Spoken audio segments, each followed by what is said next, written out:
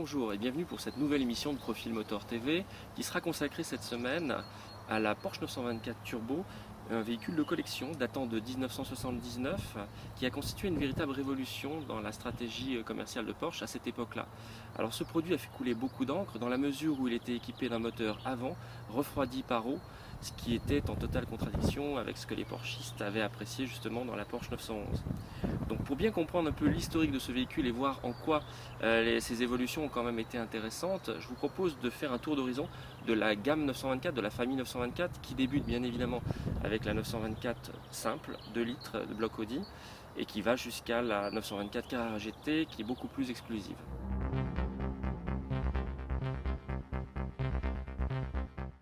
Le ticket d'entrée dans la famille 924, c'est la Porsche 924 elle-même, avec le bloc Audi de 2 litres qui affiche seulement 125 chevaux et des jantes malheureusement en tôle. Alors ensuite vient la Porsche 924S, un modèle beaucoup plus sportif, qui affiche des puissances entre 150 et 160 chevaux, dont le moteur est dérivé du fameux V8 de la Porsche 928. Vient ensuite le caractère trempé de la Porsche 924 Turbo, toujours un bloc Audi 2 litres, mais avec un turbo qui fait monter la puissance à 170 chevaux, et c'est bien sûr le modèle que nous testons aujourd'hui.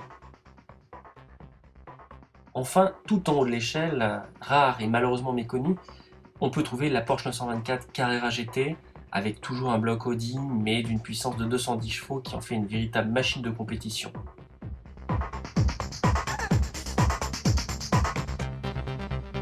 Alors par rapport à une 924 conventionnelle, ce qui est le plus visible à l'œil nu, c'est la prise d'air Naka sur le capot. Ensuite on trouve 4 entrées d'air également à la base du capot. On peut voir également sous le spoiler des prises d'air pour les freins. Alors elle a des fameuses jantes nid d'abeille qui sont magnifiques avec 5 trous. Et ensuite un aileron arrière qui sera monté après 2 séries sur les autres 924. Merci Ralph pour ce tour d'horizon esthétique. Sur le plan mécanique, les principales différences se situent au niveau de l'ajout du turbo sur le bloc Audi 4 cylindres de 2 litres et une grille de boîte de vitesse qui est inversée et pas toujours très facile à manipuler.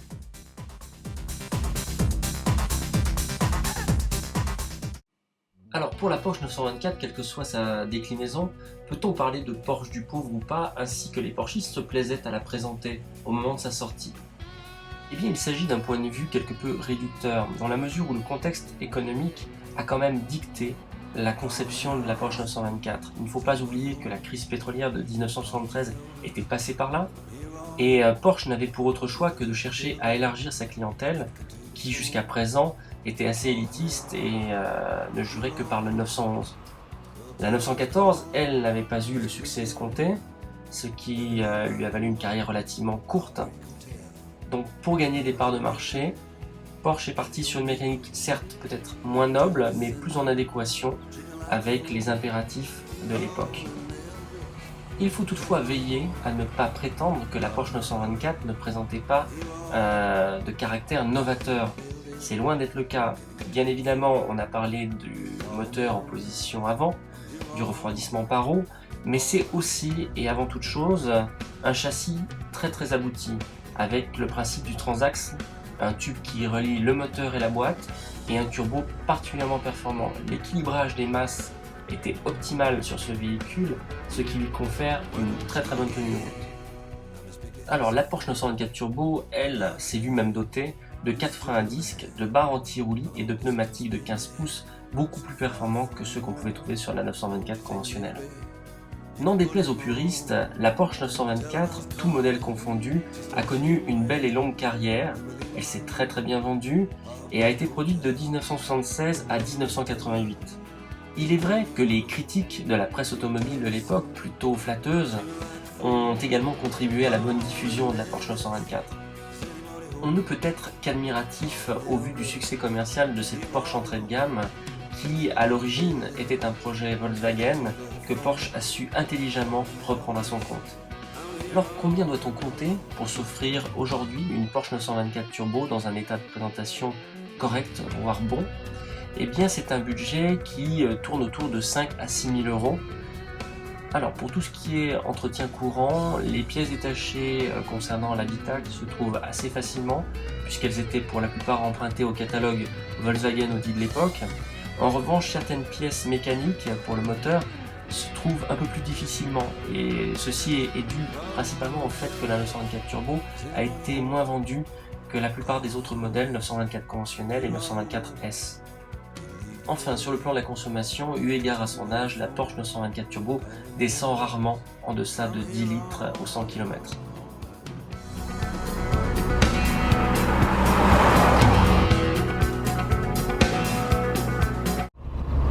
Alors Ralph, quelle sensation de conduite pouvez-vous nous décrire? Écoutez, c'est une voiture qui est très agréable à n'importe quelle vitesse en fait. Et la boîte, d'après ce que vous m'aviez dit, avait une tringlerie quelque peu dépassée, certes, mais qui reste plaisante si on arrive à la maîtriser. Vous pouvez nous en dire un peu plus là-dessus? En fait, c'est ce qu'on appelle une boîte à grille inversée. La première est en bas, à gauche.